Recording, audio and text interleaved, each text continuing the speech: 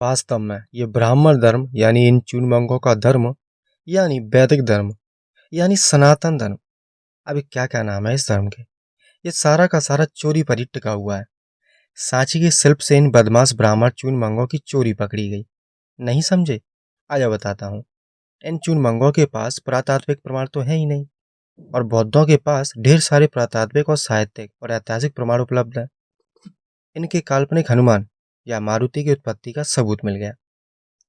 बौद्धों ने प्राचीन काल में ही लिखित साहित्य लिख लिख कर रखे थे। साथ ही शिल्पकला के माध्यम से भी बौद्ध तत्व ज्ञान को विरासत के तौर पर हमें दिया था। हाँ, हालांकि जिसे हम भूल चुके हैं और इन चूनमंगों के काल्पनिक इतिहास को सच मान रहे हैं। लेकिन सवाल ये है कि हनुमान या मारुति पैदा कैसे हुए। हाँ, मैंने हनुमान की उत्पत्ति यानी हनुमान के जन्म पर एक वीडियो बनाई है जिसमें उनके काफी सारे पापाजी बताए गए हैं। मतलब इनके हिंदू ग्रंथों में अलग अलग तरह से अलग अलग पिताओं के द्वारा हनुमान का जन्म हुआ है। मैं लिंक डिस्क्रिप्शन में दे रहा हूँ, आप इस वीडियो को जरूर देखिएगा। तो बौद्धों के प्राचीन शिल्पों से ब्राह्मणों ने एक एक काल्पनिक देवी देवता को पैदा किया, मतलब कॉपी और पेस्ट किया।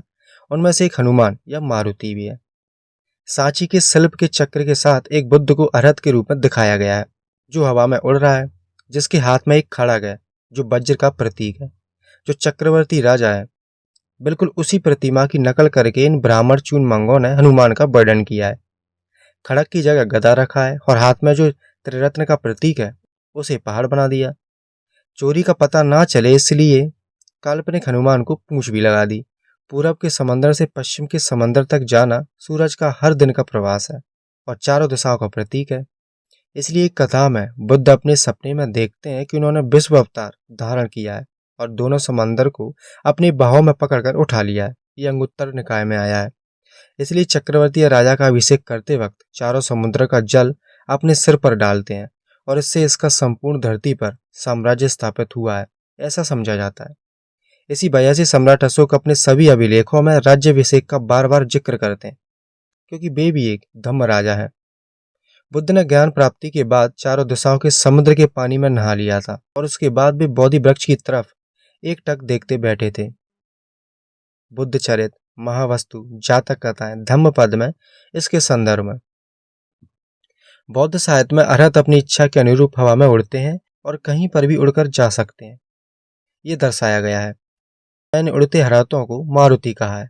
बिना किसी पक्षपात के, बिना किसी स्वार्थ के और बिना किसी भ्रम से खुलकर हवा में उड़ते हैं और उत्तर की तरफ उड़ जाते हैं। बौद्ध साहित्य में उत्तर की दिशा मुक्ति की दिशा है, निर्वाण की दिशा है। ये बौद्ध स्तूपों के द्वारा दर्शाया भी गया है। बौद्ध ग्रंथ बताते हैं कि राजमहल का छत तोड़कर अरहत हवा में उड़ जाता है। अरहत अपनी इच्छा से उड़ते हैं, घरों की छत को तोड़कर बाहर निकलते हैं, खुली हवा में उड़ते हैं। बुद्धत्व प्राप्ति के समय बुद्ध ने संसार चक्र की पसलियों को तोड़कर हवा में उड़ान भरी और बोधि वृक्ष के नीचे ध्यानस्थ बैठकर मन की समाधि करते हुए विश्व स्तंभ के ऊपर चढ़ने गए। बौद्ध साहित्य में विश्व को घर बताया गया है और उसे तोड़कर बुद्ध या अरहत ऊपर आते हैं, मतलब वे संसार चक्र पर विजय प्राप्त करते हैं। इस अरहत के इस उड़ान भरने की कल्पना कोई इन चूनमंगों ने जैसे के तैसे चोरी किया, थोड़ा सा मॉडिफिकेशन करके मारुति या हनुमान कह दिया। बदमाश ब्राह्मणों ने सभी तत्व ज्ञान संकल्पना को ध्यान में रखते हुए हनुमान मारुति ये पात्र का निर्माण कर लिया। बुद्धत्व ये ज्ञान से संबंधित है। बुद्ध को ही ज्ञान का सूरज कहा जाता है। ब्राह्मणों ने ज्ञान के सूरज को निगलने वाले हनुमान की कल्पना करके बहुजनों को ज्ञान से वंचित रखा। आप ये शिल्प देख रहे हो, इस शिल्प में अरहत हवा में उड़ते हुए दिखाई दे रहा है, जो सेम टू सेम आज के हनुमान में दिखाई देता है। देख रहे हो दोस्तों, सारे के सारे इतिहास को तोड़ मरोड़ कर इन चूनमंगों ने कैसे हमारे असल इतिहास को विकृत किया है, हमारे इतिहास को पूरी तरह से तहस नहस कर दिया है। थैंक्स टू अलेक्जेंडर कनिंघम जैसे बाकी के खोजकर्ता, जिन्होंने हमारे इतिहास को हमारे लोगों के सामने रखा, वरना ये ब्राह्मणवादी इतिहासकार कभी किसी की सुनते नहीं है। वे खुद हमारे इतिहास को विकृत करने के लिए नई नई किताबों की रचना करते हैं। जैसे अंग्रेजी काल में काफ़ी सारे पुराणों की रचना हुई है। आपका क्या कहना है इस बारे में, हमें कमेंट में ज़रूर बताएं।